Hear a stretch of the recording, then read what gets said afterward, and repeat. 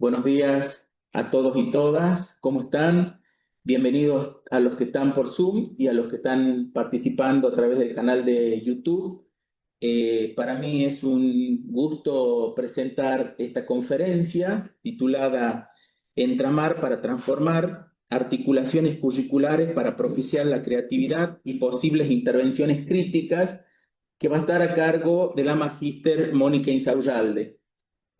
Tengo el placer también de conocer a Mónica hace unos años desde la especialidad en docencia universitaria, así que para mí realmente es un gusto hacer esta presentación. Les comento que Mónica Insaurralde es profesora en Ciencias de la Educación de la Universidad de Morón, es magíster y especialista en didáctica de la Universidad de Buenos Aires, doctoranda de la UBA con mención en educación, es profesora asociada ordinaria en el área de didáctica del Departamento de Educación de la Universidad Nacional de Luján.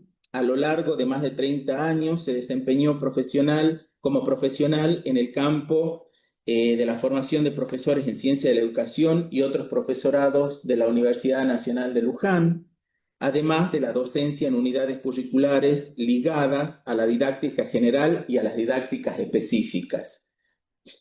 Ha dirigido proyectos de investigación vinculados a la formación de prácticas profesionales durante la formación de grado de distintos profesorados.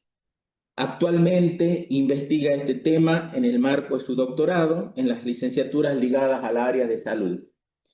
Ha sido y es docente en seminarios de posgrado dirigidos a la formación de profesores universitarios en diferentes universidades nacionales.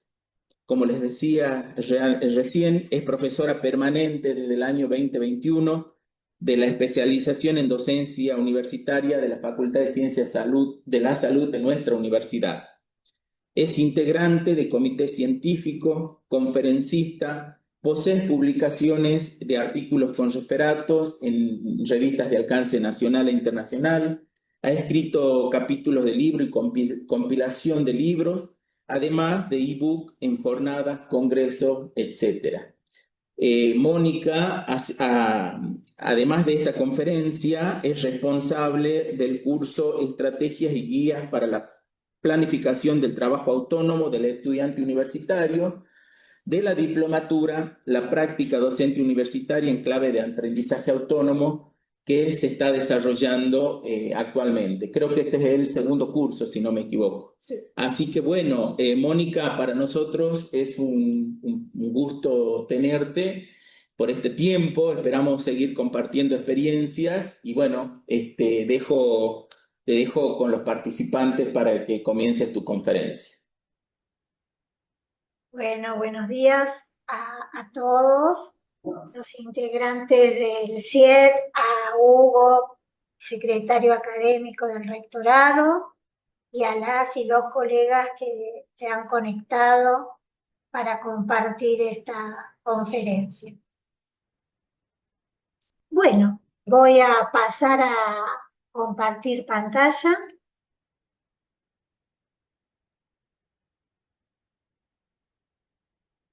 ¿Se ve bien?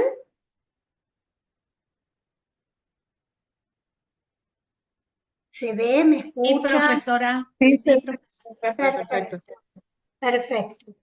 Bueno, como lo anticipó el secretario académico, este curso, que es el segundo curso que se dicta de 4 que componen la diplomatura, la práctica docente universitaria en clave de aprendizaje autónomo, nos reúne en esta oportunidad a través del Zoom y del canal del CIED, eh, para pensar en entramar articulaciones curriculares para propiciar la creatividad y posibles intervenciones críticas.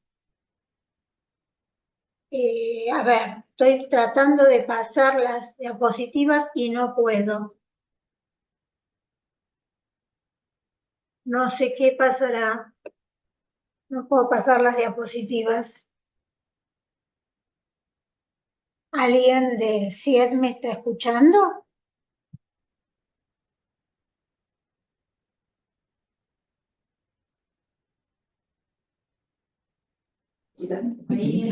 Profe, quizás podría salir del modo presentación y volver a entrar.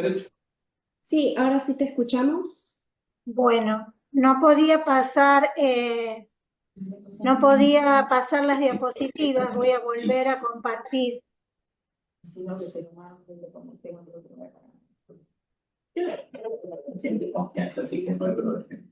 No puedo En la pasar. parte inferior salen unas flechas, no le deja. No, ahí, la forma de pasarla es darle clic a la pantalla, entonces, no es con los cursores. Bueno, perdonen esta cuestión. Bueno, para quienes no están cursando, les compartimos los temas del núcleo temático 2, que lleva por título Encontrar diferentes articulaciones para la formación de profesores y profesionales, universitarios. Acá nos planteamos estudiar las articulaciones entre el plan de estudio, la unidad curricular en la que esté inserto cada uno de los colegas, pero pensando en la formación para las futuras prácticas profesionales del estudiantado.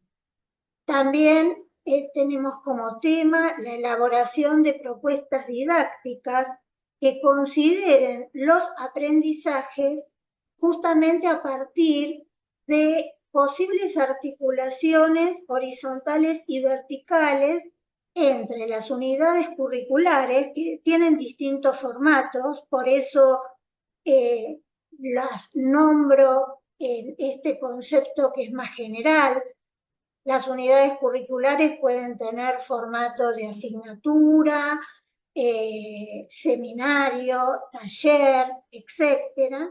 Entonces, de lo que se trata es de tratar de ver cómo podemos generar propuestas que se articulen de forma horizontal y de forma vertical entre las unidades curriculares del plan de estudios, pero que también incorporen en esta articulación los problemas de la realidad, las emergencias futuras, es decir, siempre tenemos que tener por horizonte, bueno,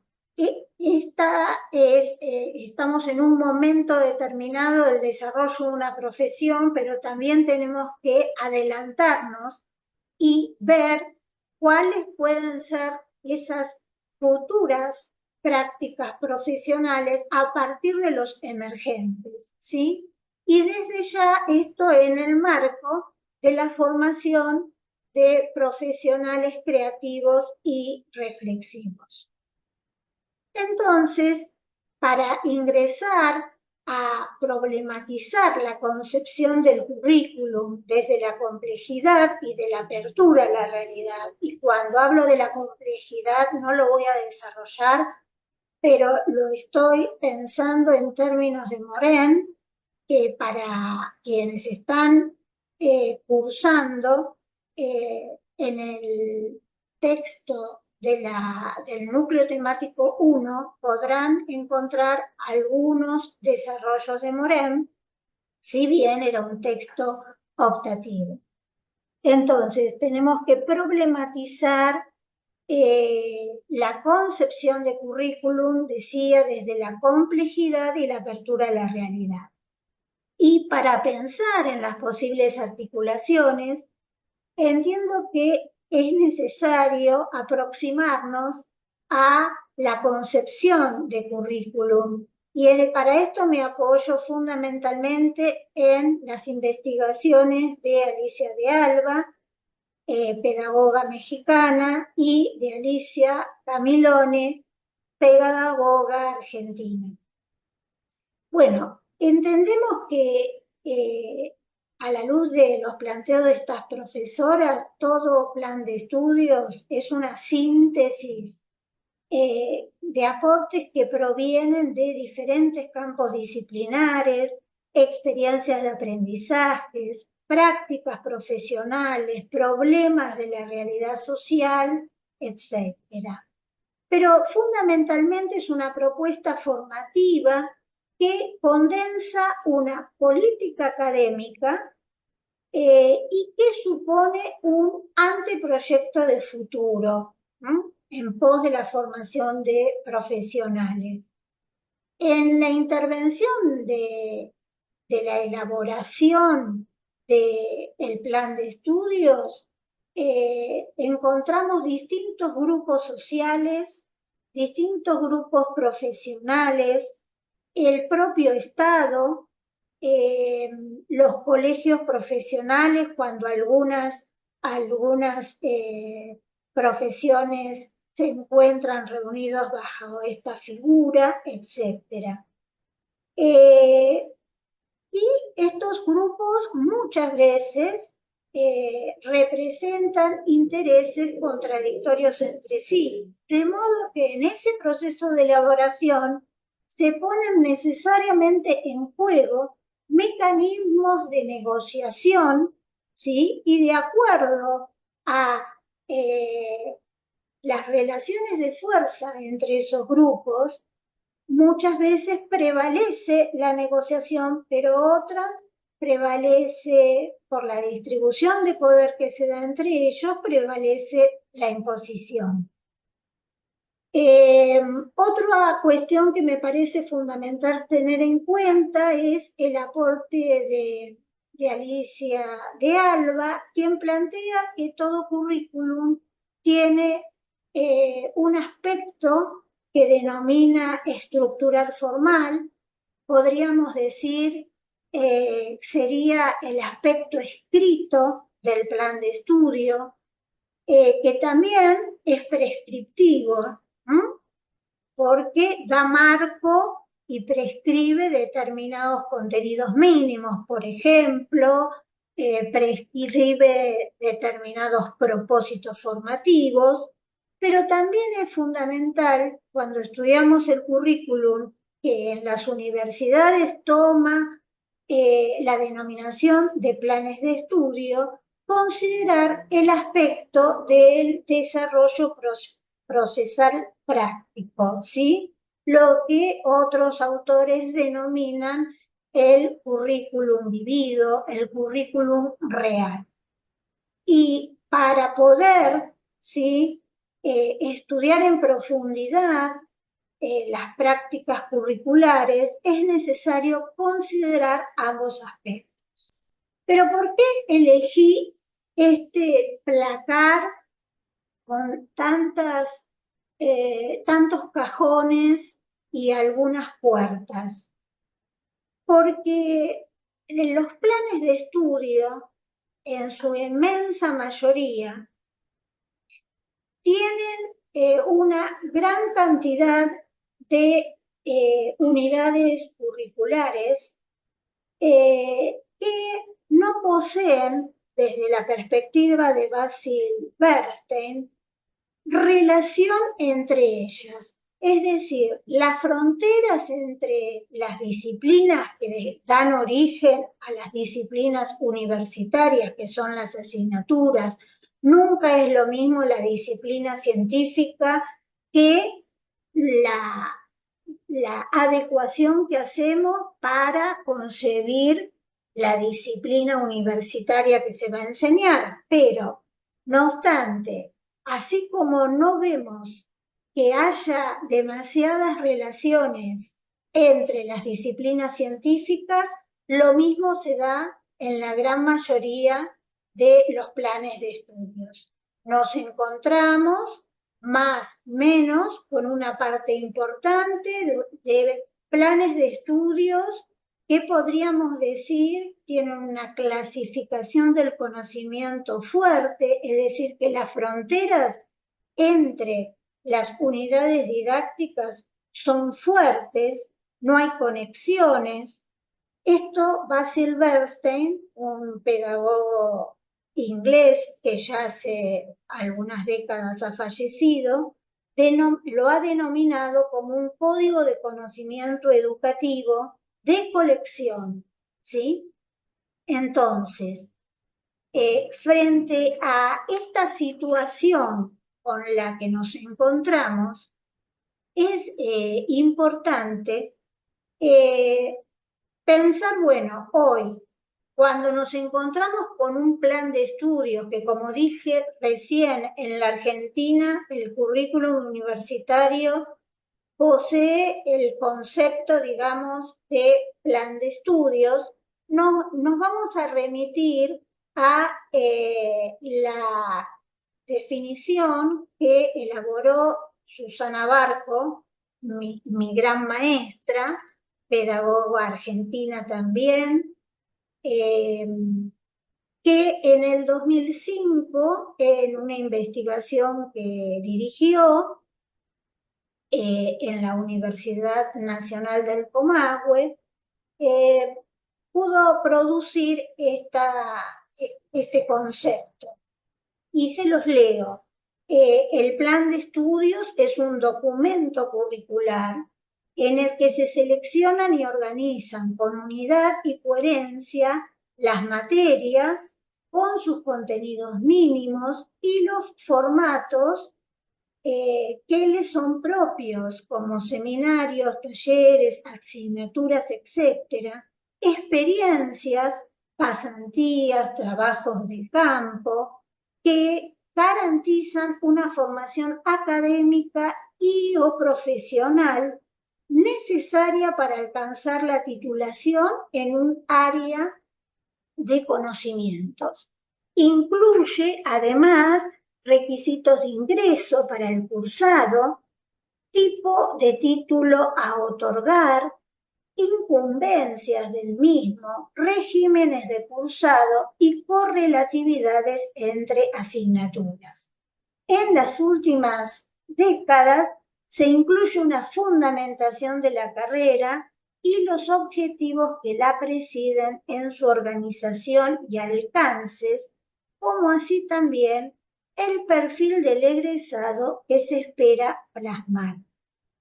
Como verán, es un documento curricular al que cada uno de ustedes ha accedido desde estudiantes, algunos, otros como profesores. Y digo esto porque muchas veces se confunde este documento curricular con todas las características, los componentes que acabo de leer, se lo confunde con la estructura curricular, porque en general cuando un estudiante o una estudiante se va a inscribir, recibe el listado de unidades curriculares y muchas veces hasta egresa sin conocer el documento curricular completo. Ahora, así me encuentro muchas veces cuando converso en el fluir de las clases con estudiantes de grado, ¿no?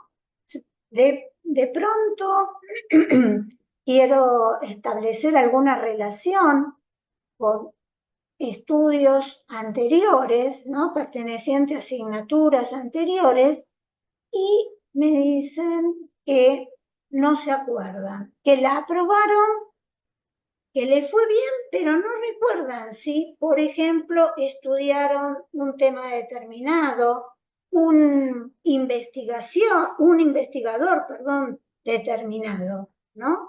Pareciera que los estudiantes tienden en su mayoría a cursar una asignatura, taller, seminario, aprobarlo y archivar sus conocimientos, ¿no? Entonces, ¿qué sucede si como docentes no operamos en la realidad, que es enseñar en un contexto curricular con alta fragmentación del conocimiento educativo, como lo veíamos hace un momento, y no operamos sobre esto para, a pesar del plan de estudios que se encuentra con una alta fragmentación, poder operar sobre él para facilitar los estudios de los estudiantes en un entramado del conocimiento. Entonces, acá lo que tenemos que pensar es que las relaciones entre los conocimientos no se van a dar espontáneamente en el estudiantado. Tender relaciones entre la unidad curricular que estamos desarrollando y unidades curriculares anteriores o anticipar relaciones con las próximas que cursarán, ya sean obligatorias, optativas o electivas, es un proceso de pensamiento que también se enseña, es decir, que se acompaña y que si lo empezamos a promover desde el inicio del cuatrimestre, digo esto porque en Argentina la mayoría de las unidades curriculares se desarrollan en forma cuatrimestral, pero si fuera anual también, e incluso tenemos más tiempo, vamos a ir viendo cómo paulatinamente pueden también ir elaborando relaciones a partir de pistas que nosotras y nosotros podemos darle a los estudiantes para que empiecen a abrir esos cajones, ¿sí?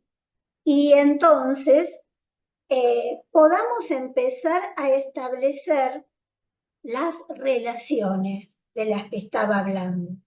Por un lado, las relaciones que llamaremos relaciones verticales, por cómo se muestran las estructuras curriculares en los planes de estudio en Argentina. Verticales, ¿por qué? Porque en general la estructura curricular se muestra por cuatrimestre, ¿sí?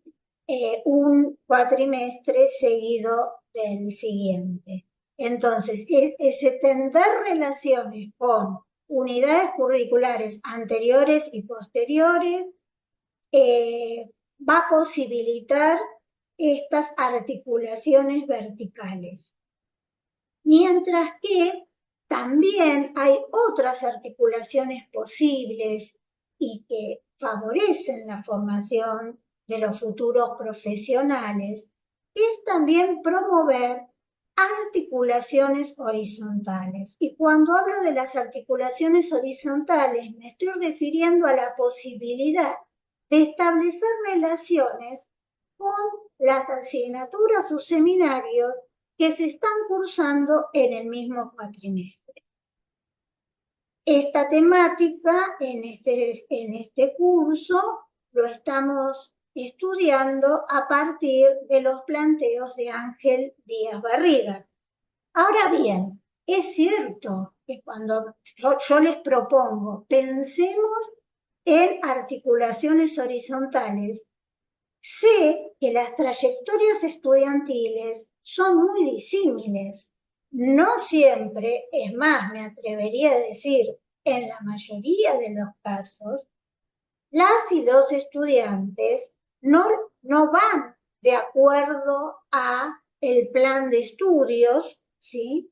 Y no siempre en un mismo cuatrimestre cursan esas unidades curriculares que están pensadas en el plan de estudios. No obstante, sería muy interesante que los equipos de las distintas cátedras pudieran pensar en algún proyecto común que atraviese todos los temas de cada una de esas asignaturas, seminarios o talleres, pero al menos que recupere algunas temáticas de cada una de esas asignaturas del mismo cuatrimestre en torno, como les decía recién, a un proyecto a resolver o a una salida de campo o una producción escrita que integre temáticas de modo horizontal, porque incluso si logramos hacer esto, muchos estudiantes van a pensar en la posibilidad de tratar de ir más al compás del plan de estudios. Desde ya, yo soy absolutamente consciente que el estudiantado no solo es estudiante y trabaja, sino que muchos y muchas son trabajadores y trabajadoras que además estudian. ¿M? Por lo tanto, el tiempo para el estudio es realmente escaso. De todos modos, para aquellos que no estén cursando las asignaturas del mismo cuatrimestre, ahí les estamos anticipando articulaciones posibles y si se trabaja en pequeños grupos, donde haya estudiantes en cada uno de esos grupos que sí estén cursando otra asignatura del cuatrimestre, en esa pequeña comunidad y a través del aprendizaje colaborativo podrán, por supuesto, andamiado por los profesores y las profesoras, podrán llevar adelante esta experiencia.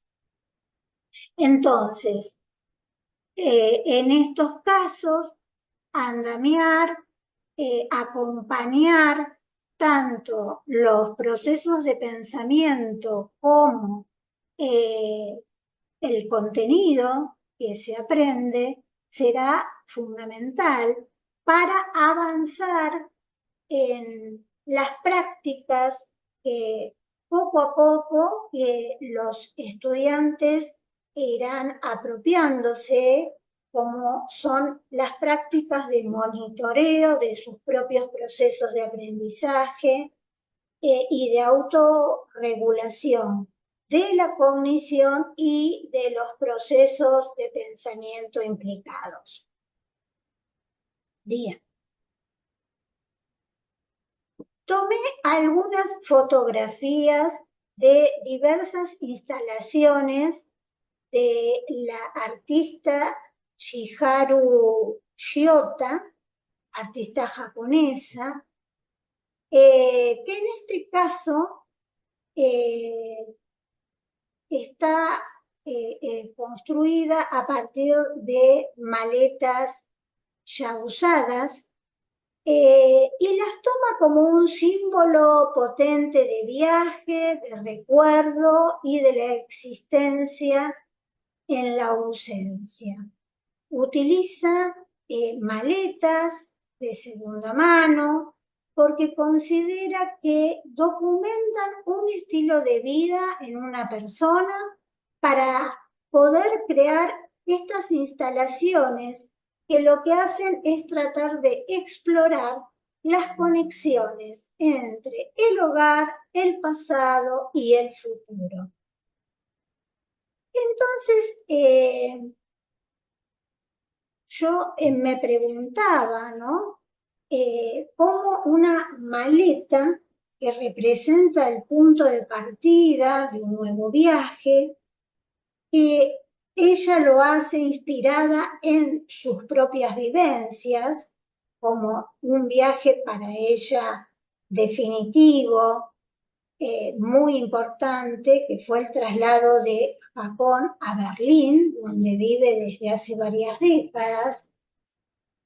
En esta otra instalación vemos cómo los hilos rojos buscan tejer historias y, dicho por la misma artista, tejer las identidades que llevan cada una de esas maletas.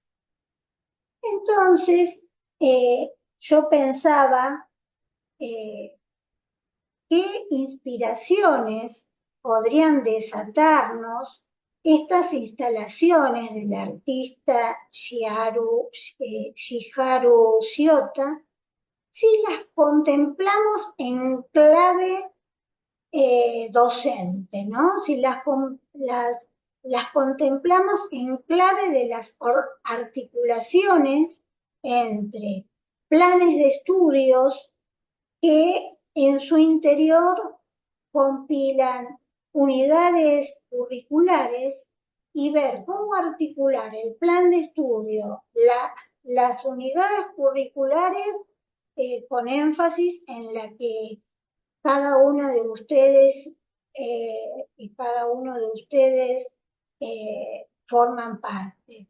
Y esto verlo con miras a la formación de prácticas profesionales. ¿Mm?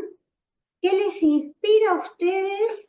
Y los escucho, las escucho, estas instalaciones, pensándolas, repito, como articulaciones entre las unidades curriculares y la formación para las prácticas profesionales de los estudiantes.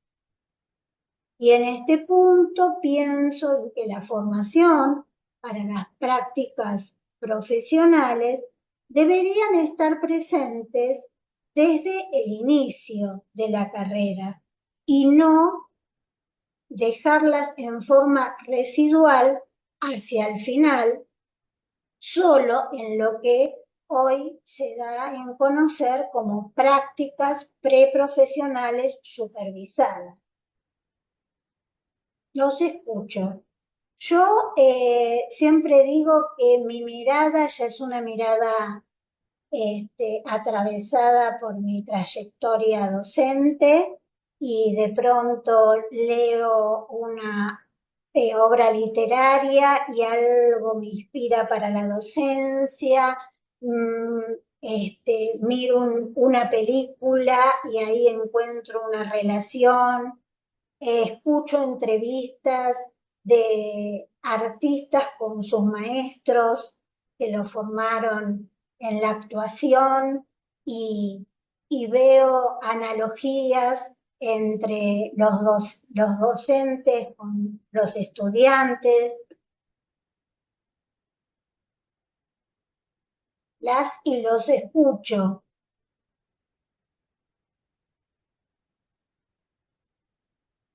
El silencio hay que, como yo siempre digo a los estudiantes, hay que dejarlo correr para dar pie a las intervenciones.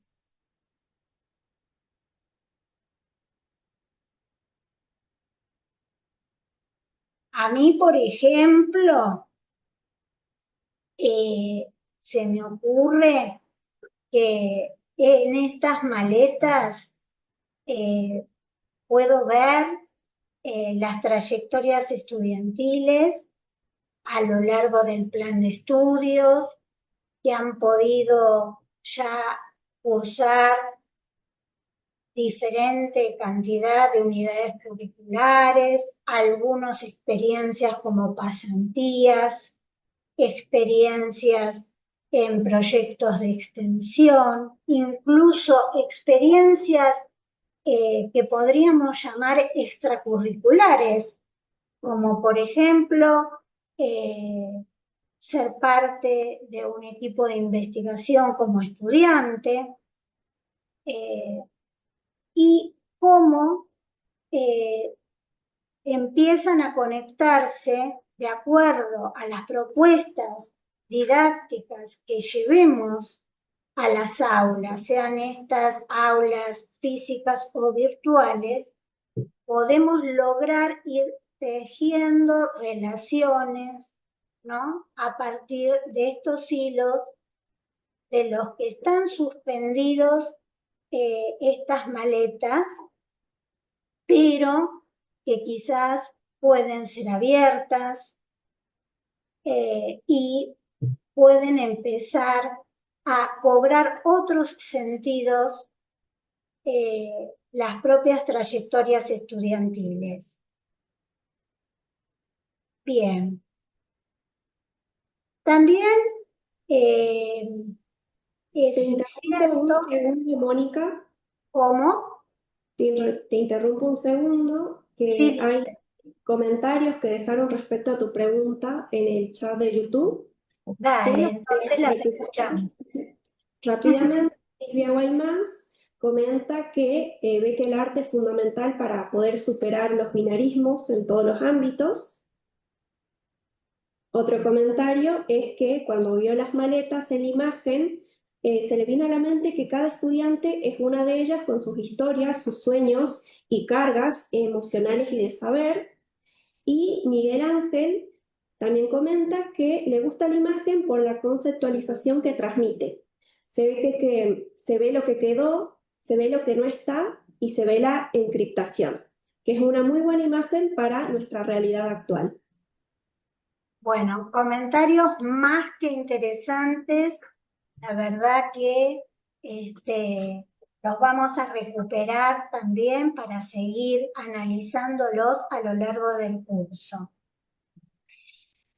Acá tenemos otra instalación, ¿no? Donde vemos llaves que el artista ha ido recogiendo en sus viajes por el mundo, ¿no? Llaves que abren, llaves que cierran, en un sitio de arte, arquitectura y diseño que se encuentra en internet, Circar, encontramos un breve análisis de esta obra. Dice, en nuestras vidas cotidianas, las llaves protegen cosas valiosas como nuestras casas.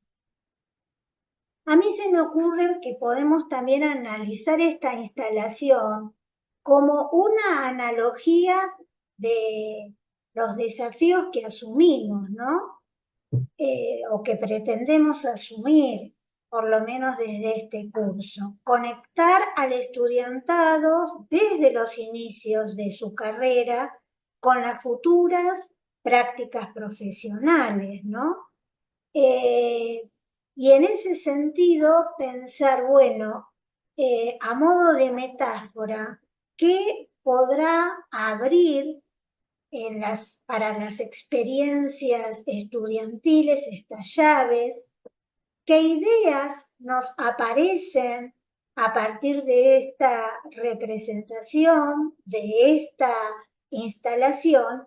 ¿Y qué decisiones didácticas podríamos tomar en pos de estas articulaciones horizontales, verticales, dentro del plan de estudio, entre cátedras, pero también articulaciones con los saberes de la vida cotidiana del estudiantado, los saberes que provienen de sus experiencias de trabajo, porque sabemos que la gran mayoría del estudiantado argentino trabaja,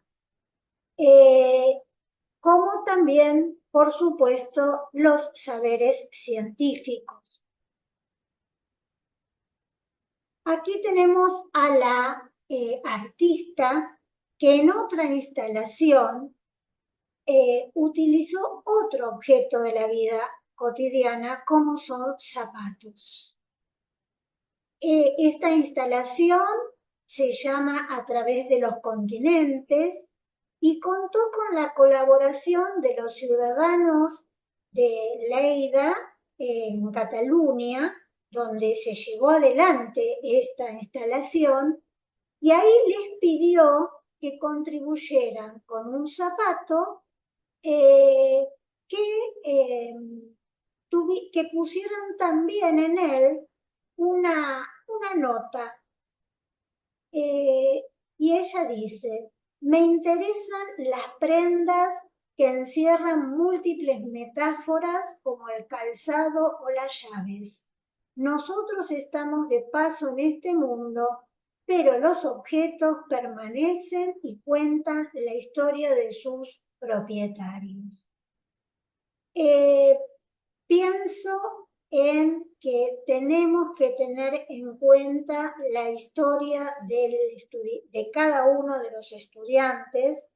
Sé que es un desafío enorme cuando nos encontramos con matrículas masivas, pero también vamos a ir compartiendo en este curso cómo poder ir acercándonos con otras prácticas en esas materias que tienen alta masividad, para lo cual se necesita financiamiento, ¿sí? Porque para poder reunirse un docente auxiliar con grupos pequeños, ahí necesitamos financiamiento. No podemos pasar determinadas barreras que nos superan como docentes. Y acá entramos a otra instalación. Allá al fondo se ven las valijas que penden de los hilos rojos, porque también decíamos utiliza hilos negros, hilos rojos, busca armar tramas, y eso es lo que estamos buscando en este seminario. Nos interesa poder articular distintas experiencias formativas. Estas páginas que vemos que están contenidas en esa trama de hilos negros se tratan de cartas de agradecimiento que han escrito y que les han donado al artista pobladores del lugar donde se llevó adelante esta instalación. Agradecimientos a personas, agradecimientos a la vida, agradecimientos. Yo miro esta fotografía que me acerca a esa instalación y pienso que cada una de esas páginas podría estar conteniendo los conocimientos disciplinares de los que se apropian los estudiantes y las estudiantes a lo largo de la carrera. Otros podrían estar dando cuenta de trabajos de campo, de pasantías, de experiencias de curricularización de la extensión, de prácticas extracurriculares, como les nombré hace un momento. Otra práctica extracurricular, y está estudiado en investigaciones, cómo aporta también a su futuro profesional las vivencias que se dan en la participación en los centros de estudiantes. Otras páginas pueden contener propuestas de enseñanza innovadoras que posibilitaron aprendizajes en los que se tejieron múltiples relaciones entre teorías y prácticas. Y otras páginas podrían contener experiencias de prácticas preprofesionales. No obstante, yo no puedo desconocer que en la actualidad la universidad se encuentra desafiada por lo menos en dos sentidos. Uno, que la sociedad refuerza sus exigencias de formación de profesionales en función de un mercado laboral que es restringido. Y otro, que estamos pasando por un momento en el que el gobierno nacional decidió desfinanciar las universidades públicas. A ello tenemos que también agregar que tenemos que estar atentos a la heterogeneidad del estudiantado, las discusiones en torno a el acortamiento de las carreras de grado, apostando al desplazamiento hacia el cuarto nivel de la formación del estudiantado, los desafíos que nos plantea esta sociedad y las nuevas tecnologías de información y comunicación. Todos ellos son factores que impactan sobre la institución universitaria y fundamentalmente sobre los procesos de prácticas de enseñanza en las aulas. Para pensar en estas articulaciones curriculares que estamos proponiendo a lo largo de toda la carrera, me interesa compartir con ustedes una de las tantas contribuciones que ha realizado la pedagoga mexicana Alicia de Alba, que desde hace muchas décadas se ocupa del estudio de los planes de estudio, valga la redundancia. Acá aparece la luz, ¿sí? Parece que empiezan a iluminarse todas esas experiencias que contiene las trayectorias de los estudiantes y que pueden ser contenidas y articuladas en esta trama de hilos. Tomaremos entonces una conceptualización de Alicia de Alba que no se ve completo, disculpen, no sé si lo pueden ver, o soy yo que no lo veo, que elaboró una categoría para analizar los planes de estudios. Se trata de los campos de conformación estructural del currículum que ha encontrado a partir del estudio de los diversos planes de estudio. Y entonces ya a principios de las décadas de los 90 había planteado 4 campos de conformación estructural del currículum. El epistemológico teórico, que es cerrado y permanente, en el que se integra la formación teórica, de la cual nadie tiene duda que un plan de estudios tiene que ofrecer, pero también la formación en torno a los procesos de producción de conocimiento, a cómo se construyen esas teorías. Otro campo de conformación estructural del currículum lo denomina crítico social, también cerrado y permanente, y tiene que ver con una formación que habilite el papel de intervención de los estudiantes a lo largo de toda su formación para formarse como estudiantes reflexivos, críticos de la sociedad en la que se encuentran, que toman conciencia de que son parte y producto de esa sociedad, pero que también pueden ser transformadores de la sociedad en la que se encuentran a partir de sus prácticas profesionales, por supuesto también como sujetos sociales que son.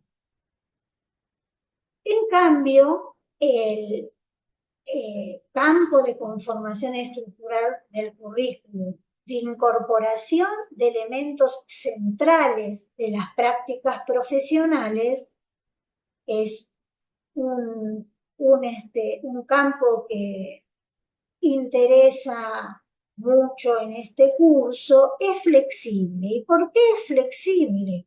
Es flexible porque aún sin necesidad de una reforma del plan de estudios, debería haber un espacio, ¿sí?, dentro de un plan de estudios que permita una incorporación ágil, ¿sí?, de las nuevas prácticas profesionales, de modo de pensarlo, por ejemplo, en seminarios y talleres optativos o electivos, cuya oferta vaya cambiando a medida que también cambian o se abren nuevas prácticas profesionales. Del mismo modo, el campo de conformación estructural curricular científico-tecnológico. Por las mismas razones, los avances científico-tecnológicos se dan a modo explosivo. En 5 años se producen múltiples y muy importantes avances. Un plan de estudio no lo podemos estar cambiando cada 5 años, porque bueno, justamente quienes hemos tenido participación en ello, hemos estudiado la temática, sabemos que es un proceso de largo aliento, pero entonces sí tendríamos que tener abierto, ¿no? Un campo de elementos curriculares, es eso un campo de estructuración del currículum, un conjunto de elementos que aunan una parte de la formación para poder ir introduciendo estos cambios. Y en el 2015, siguiendo con sus investigaciones sobre el tema, agrega 2 nuevos campos de conformación estructural del currículum, de las particularidades y especificidades y de temas transversales y nuevas articulaciones. Acá agrega entonces que cuando pensamos en la elaboración de un plan de estudios, tenemos que atender justamente a las especificidades de la carrera y de los ámbitos, por ejemplo, en los que esa carrera tiene prácticas profesionales. Por ejemplo, en el caso de medicina, se podría tener un núcleo de elementos curriculares que atiendan a la medicina rural, a la medicina en comunidades indígenas. Estoy pensando sobre todo en la UNSA, ¿sí? Como también eso podría ser trasladado a otras universidades nacionales donde hay muchas comunidades indígenas. Y en cuanto a los temas transversales, ahí tenemos en cuenta que tenemos que hacer enormes esfuerzos para dar respuesta a problemas sociales que atraviesan la cuestión social, las cuestiones de tipo político, económica, donde es importante comprender que esa emergencia de problemas sociales remite además a la complejidad de las culturas, entre otros aspectos a considerar. También es un campo flexible porque estos temas transversales van cambiando. Y acá dice, sobre una tela en la que se ve muy bien la trama, los hilos se entrecruzan. ¿Por qué? Porque las unidades curriculares muchas veces entrecruzan varios aspectos de diversos campos de conformación estructural del currículum, ¿sí? Entonces, si podemos analizar cada una de las unidades curriculares en las que nos desarrollamos como docentes en un equipo, podremos entonces hacer nuevos análisis sobre cómo esa unidad curricular puede aportar a las prácticas profesionales. Y otro tema que tomamos en este núcleo temático 2 es la formación de estudiantes críticos y reflexivos que por supuesto darán pie a la formación de profesionales. Entonces, acá lo que me interesa es historizar las ideas del pensamiento reflexivo, porque hay muchos documentos del Ministerio de Nación o de la Secretaría de Educación de Nación en estos momentos, en los que se habla del pensamiento reflexivo, del aprendizaje autónomo y que se muestra como una innovación, ¿sí? La innovación de la enseñanza centrada en el estudiante. En realidad, si vamos a la historia de las ideas pedagógicas, ya en la década del 20, del 30, hubo un movimiento muy importante, tanto en Europa como en Estados Unidos, que en Europa se llamó la Escuela Nueva, en Estados Unidos la Escuela Activa, que planteaba, no para la universidad, sino para los otros niveles educativos, poner en el centro de la enseñanza a el estudiante, ligar sus experiencias de vida con sus aprendizajes.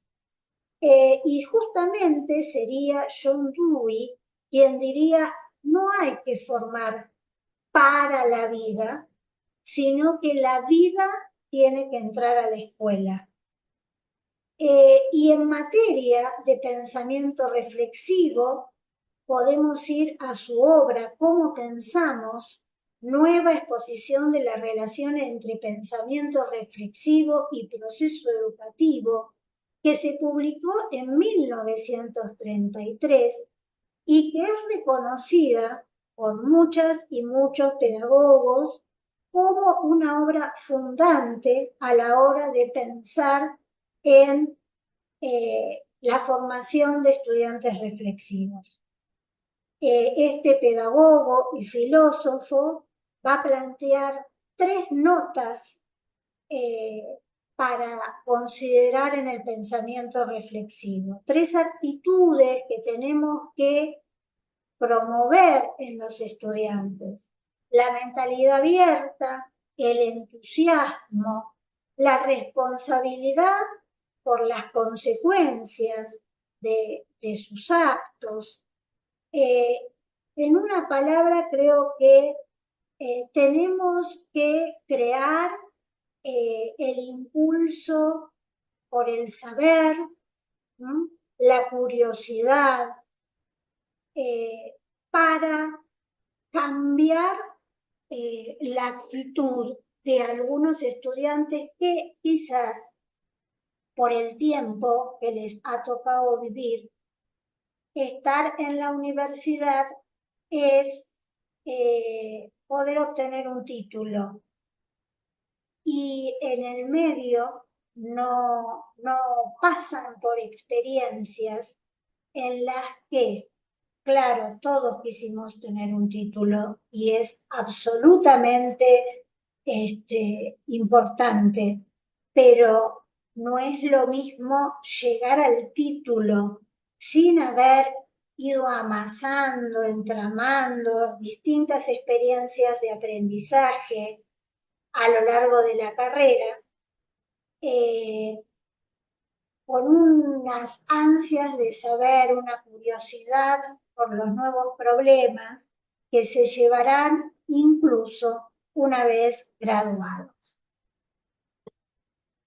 Bueno, también quiero plantear en este punto que es cierto que cuando se habla del aprendizaje centrado en el estudiante, en un estudiante que tiene que desarrollar un aprendizaje autónomo, sí tengo que reconocer que lo que prima en las universidades, más allá de que estas discusiones empezaron en la década del 20 y del 30 del siglo XX, cuestión que antes no había señalado.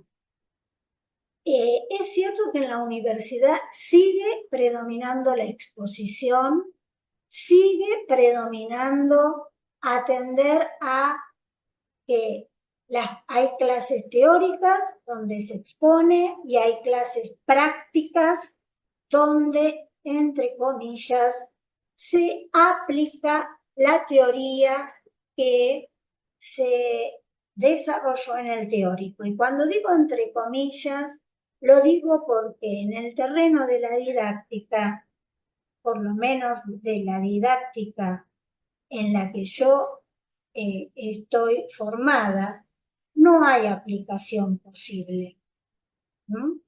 Cada propuesta se va amasando a partir de tener en cuenta los distintos aspectos para poder dar cuenta de una práctica de enseñanza situada, que también podemos profundizar en este tema en el texto de presentación del núcleo temático 1.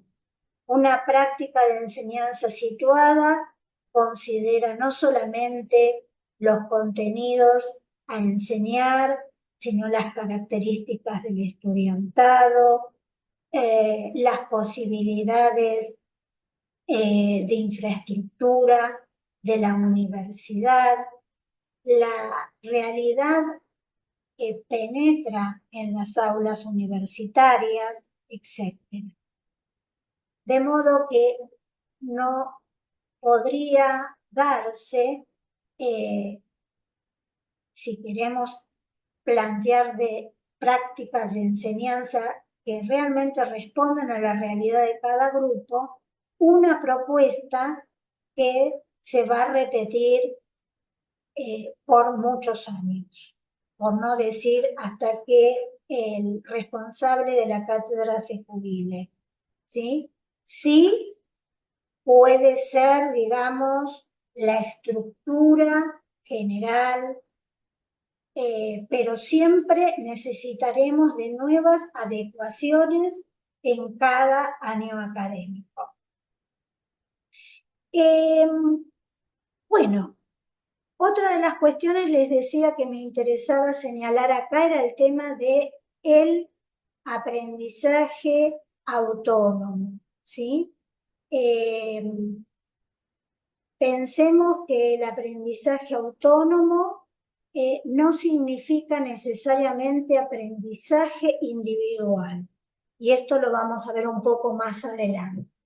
Y también quiero subrayar que si bien sigue predominando la exposición en las universidades, y esta separación entre clases teóricas y clases prácticas, lo conversábamos en un encuentro que tuvimos la semana pasada con Alejandra de la Facultad de Ciencias Naturales, tenemos que empezar a pensar que más allá de la denominación que tengan las clases, tendríamos que ir construyendo propuestas de enseñanza que articulen teoría y práctica en ambos espacios.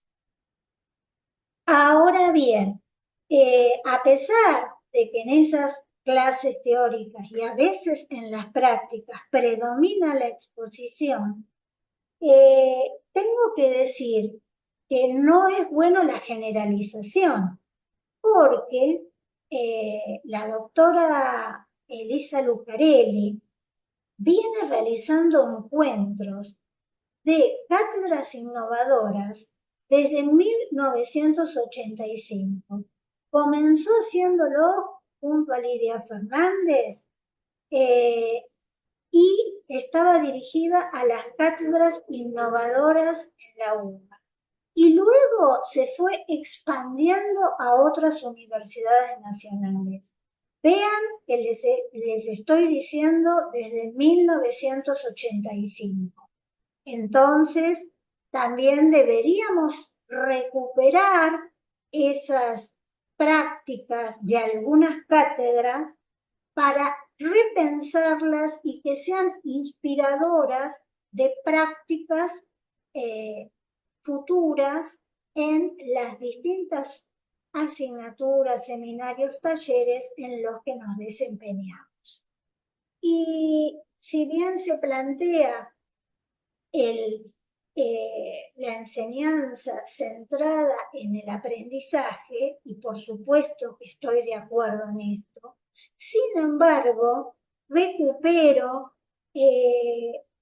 los planteos de Nicolás Chiarino y Graciela Plachot, bibliografía del núcleo temático 1, que plantean que en la docencia universitaria deberíamos pararnos en la tríada: aprendizaje, enseñanza, formación, donde obviamente necesitamos de estudiantes activos, tanto intelectualmente como brindarles experiencias de campo, pasantías, donde la actividad se lleve al lugar, a distintos lugares en los que ejerza su profesión.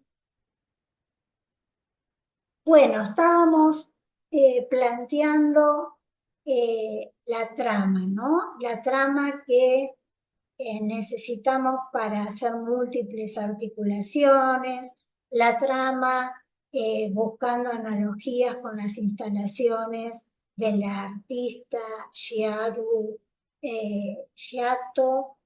Entonces se me ocurrió ir a el significado de entramar. Y me quedo sobre todo con algunas de las acepciones, como el conjunto de ideas, sentimientos, opiniones que se entrecruzan en un texto y sus sinónimos: trama, red o armazón. Esto viene para la arquitectura: armazón de madera que sirve para hacer una pared, tabique o suelo, rellenando los huecos con fábrica o tablazón.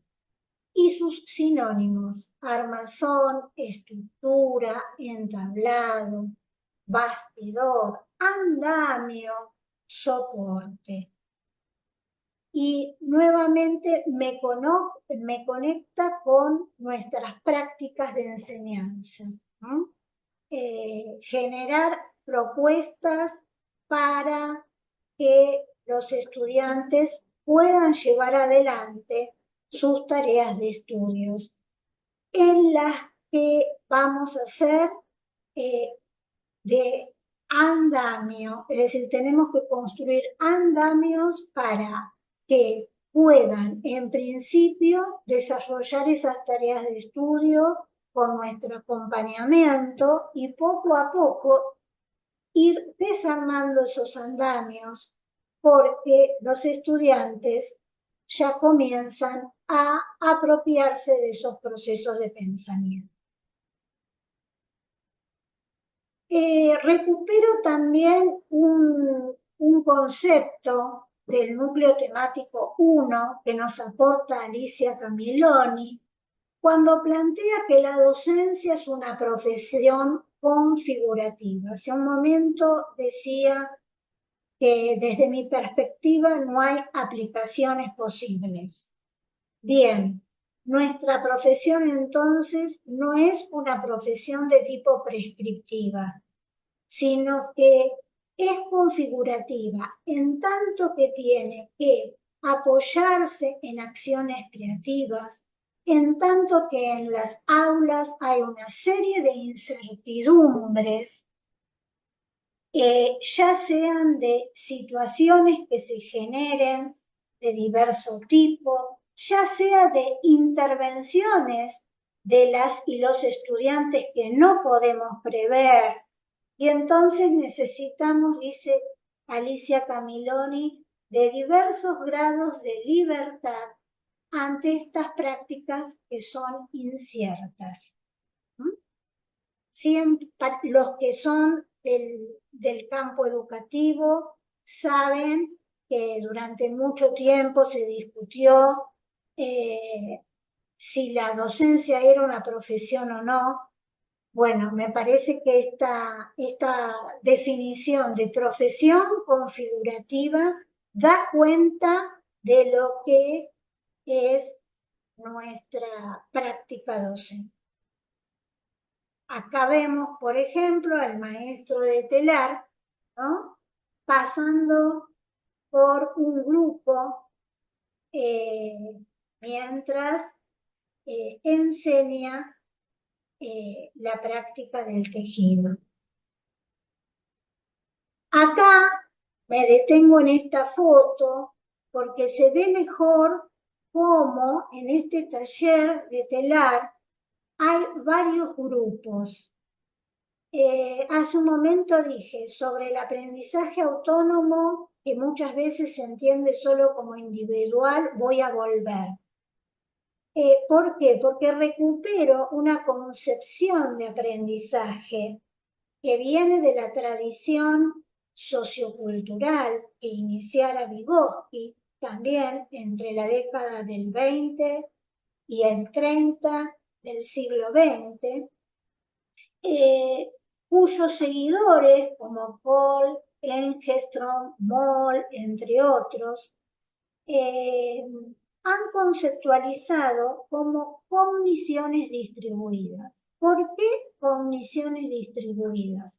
Porque si bien no niegan que hay una cognición que es individual, la verdadera, dice, unidad de análisis del pensamiento es la actividad en común, ¿sí? Que está mediada socialmente en un contexto cultural. Entonces, el pensamiento individual se da gracias a que, en principio, se dieron procesos intersubjetivos, ¿sí? Que luego de las mediaciones sociales han podido ser apropiados y pasar a constituir procesos intrasubjetivos. Entonces, recordemos, por lo menos desde esta perspectiva, que si bien tenemos que enseñar para que los estudiantes logren autonomía en sus aprendizajes, eso no significa que el aprendizaje autónomo sea sinónimo de individual. De ahí que me parece muy importante que a lo largo de la cursada de una asignatura, taller, seminario o de una experiencia como puede ser una pasantía,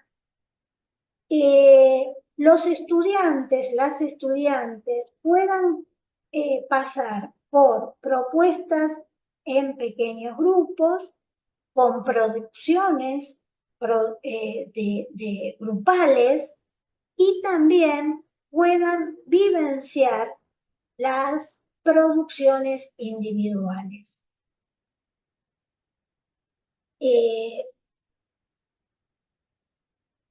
Acá entonces nos encontramos con un tapiz ya terminado, producto, ¿no?, de una urdimbre en la que se fueron cruzando los hilos de distintos colores, dando lugar a espacios, a profundidades diferentes, a colores diferentes.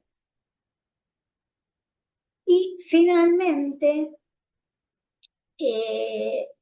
si lo que me propuse en este curso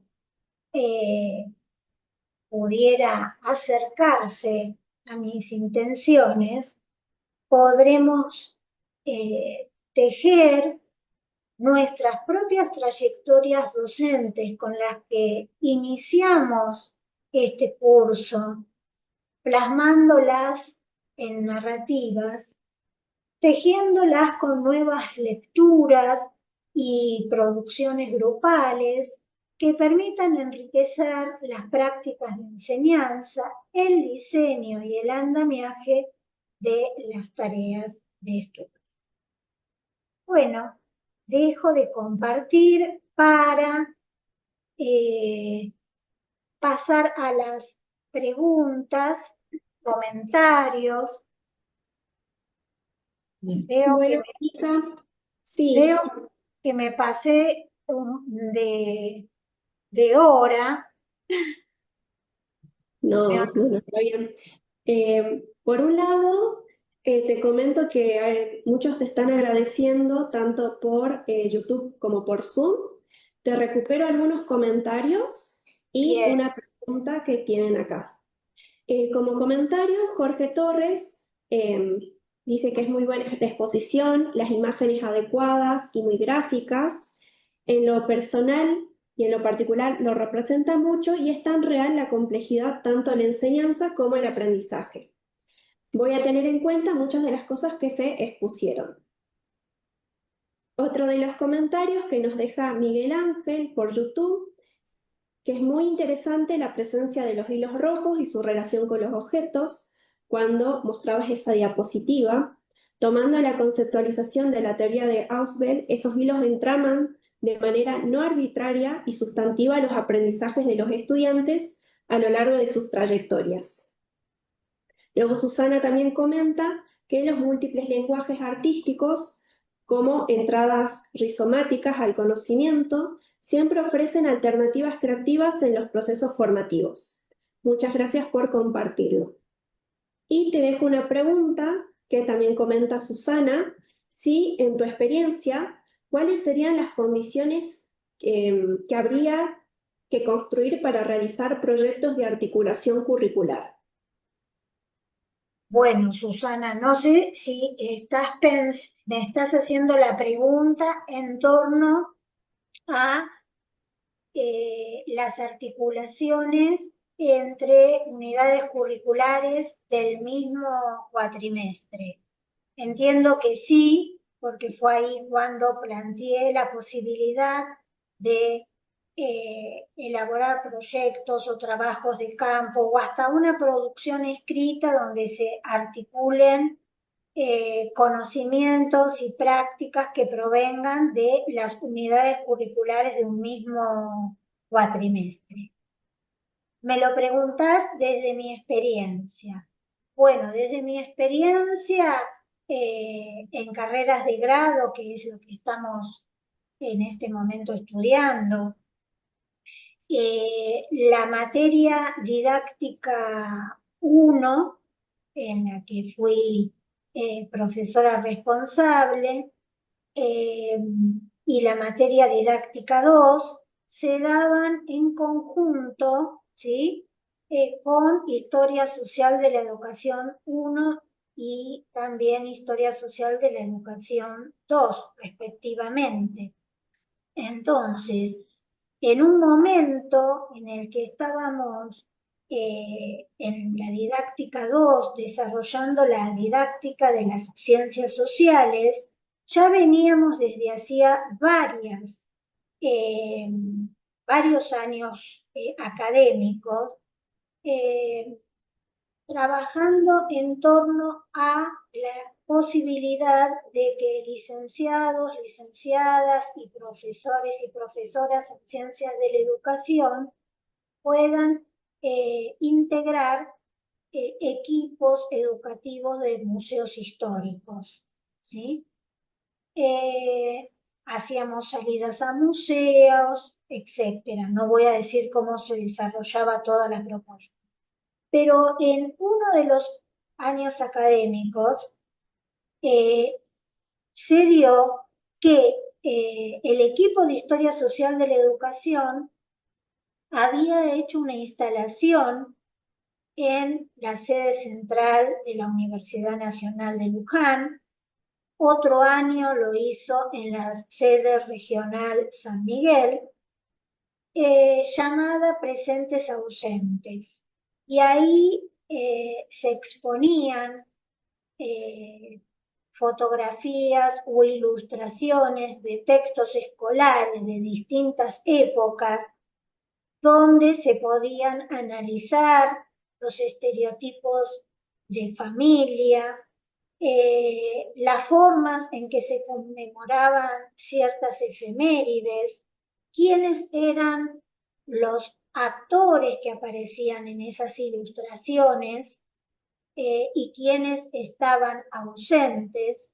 Entonces, se me ocurrió que en ese año académico, en vez de salir a un museo, podíamos articular con el equipo de historia social y me acerqué a el responsable del Museo de las Escuelas, que es un museo que lleva décadas en la Universidad Nacional de Luján, en el Departamento de Educación, cuyas instalaciones fueron cambiando, las instituciones que lo fueron albergando, pero que desde hace varios años académicos también tienen presentaciones móviles.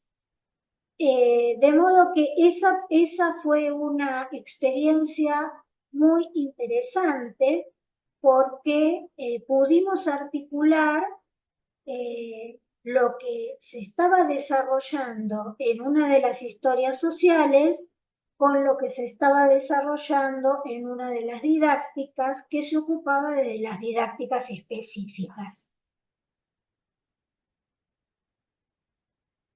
Esa es una experiencia que se me ocurre como ejemplo propia. ¿Otra pregunta? No sé, Susana, si querés hacer algún comentario. Acá preguntan también por el YouTube. Susana no volvió a comentar, voy a guardar a ver si hay algún aporte más. Pero pregunta Silvia si podrías repetir el nombre del artista que tomó para la presentación. Sí, lo voy a escribir si les parece, porque me parece mejor, ¿no? Porque como es un nombre, y como todo nombre japonés, cuando lo pasan al alfabeto nuestro, se escribe de otro modo, me parece mejor.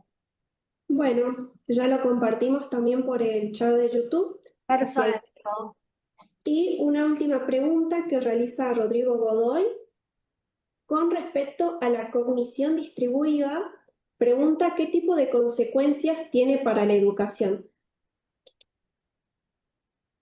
Bueno, pensar en cogniciones distribuidas es pensar en propuestas de enseñanza totalmente diversas, a pensar que el pensamiento, valga la redundancia, está en nuestro cerebro, ¿sí? Y que el pensamiento es una construcción individual donde a lo sumo las relaciones sociales son activantes.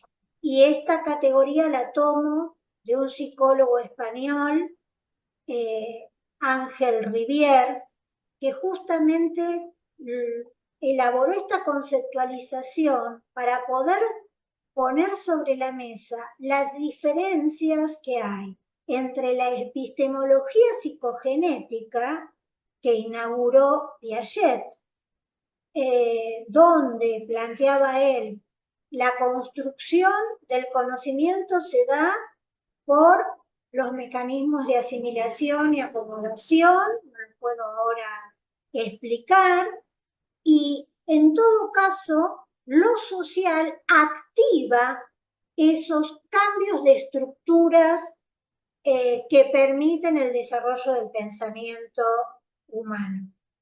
Mientras que planteaba en la epistemología sociocultural que iniciara Vygotsky, las mediaciones sociales son formantes en el pensamiento. ¿Esto qué significa? Que el conocimiento primero se construye con otros en esas mediaciones sociales. Y en este sentido hablaba de relaciones intersubjetivas, es decir, que todo conocimiento primero es intersubjetivo, ¿sí? Y luego, por el mecanismo de apropiación, pasa a ser intrasubjetivo. Entonces, si decimos que lo formante son las mediaciones sociales, tenemos que pensar en propuestas de enseñanza donde se habilite el pensamiento grupal, ¿sí? la resolución de problemas en pequeños grupos, la elaboración de proyectos, es decir, todo tipo de propuesta donde la grupalidad tiene un significado, vuelvo a Ángel Rivière, formante. Ahí está. Listo. ¿Listo? ¿Terminando? ¿Listo? ¿No? ¿No? Ahí está. Ahora sí. Bueno, Mónica,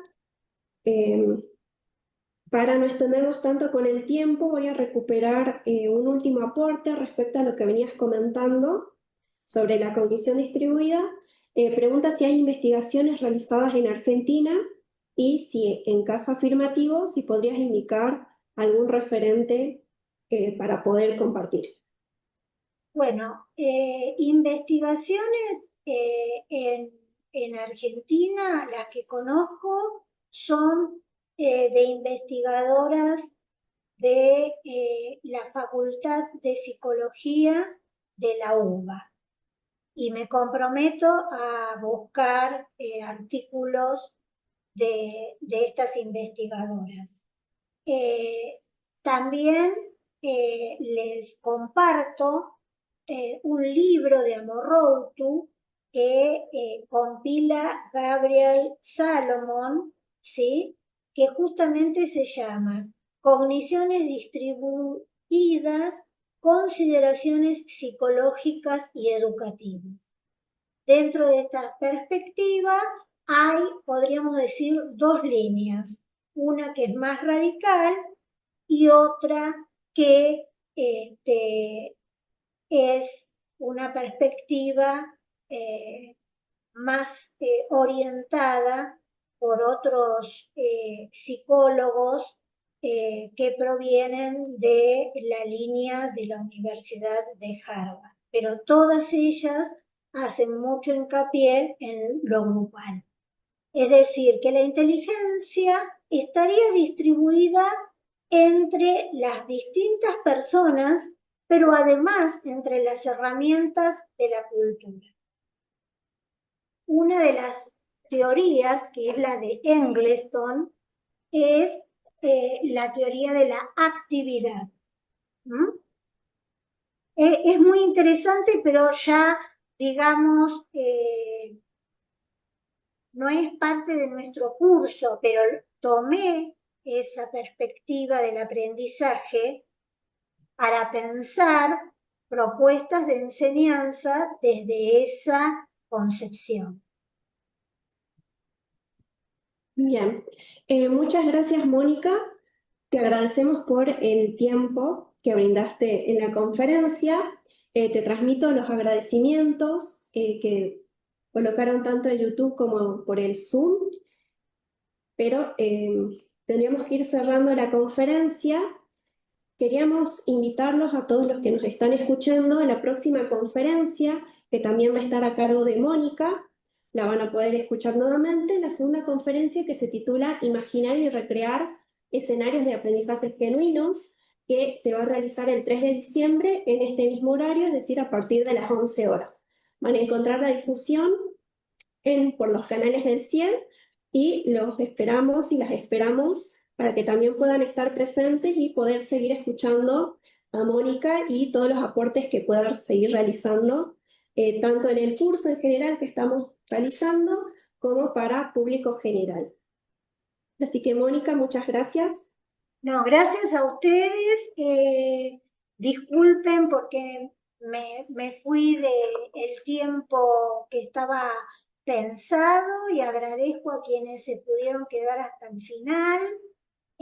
Acá estoy viendo que una de las preguntas que realizan es si queda grabada. Sí, va a quedar grabada tanto con acceso desde el aula virtual para quienes están cursando la diplomatura, como también en el canal del CIED de la UNES. Bien, entonces les agradecemos a todos y a todas por su presencia y vamos a dar por finalizada esta conferencia. Muchas gracias. No, gracias a ustedes y un enorme abrazo.